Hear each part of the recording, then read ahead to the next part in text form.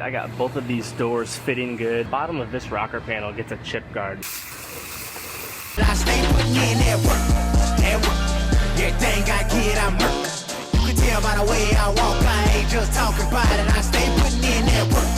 Everything I get, I murk. You can tell by the way I walk, I ain't just talking about it. I stay putting in that work.